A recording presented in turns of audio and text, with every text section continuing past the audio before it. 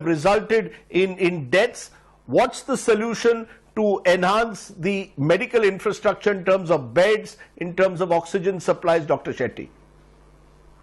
Rajdeep, first of all, everyone criticizes the government. It's very easy to criticize. I'll tell you, the number of COVID patients what we have currently, no government in the world can manage. You leave alone American government, you put American government, British government and all the European countries, they will not be able to manage the number of patients what we are saddled with. Okay.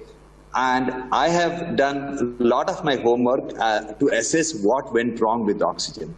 Believe me, government has done a phenomenal job. They have moved heaven and earth to give oxygen to people. But the difficulty is from 900 tons of oxygen, if it goes to 9,000 tons in few days, there is no logistical system available to shift that much of oxygen. We may say that, okay, all the steel factories produce abundant oxygen, but only 3% of that oxygen can be transported. They are in the liquid form. And there are less than 1,500 tankers which can shift. And these tankers cannot move more than 30 miles per hour. And most of the oxygen producing steel plants are in the Western India and Eastern India. And most of the COVID patients are in Northern India.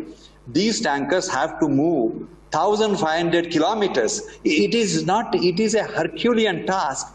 I know they have used every possible means to give oxygen, but still people are dying. I know, I feel sad that we couldn't save precious life because of the oxygen, but that is the nature of the disease. And we have to realize that health sector was ignored since independence. Every government, irrespective of the color, they never bothered about investing on creating infrastructure for healthcare. And this is what we are paying now. We are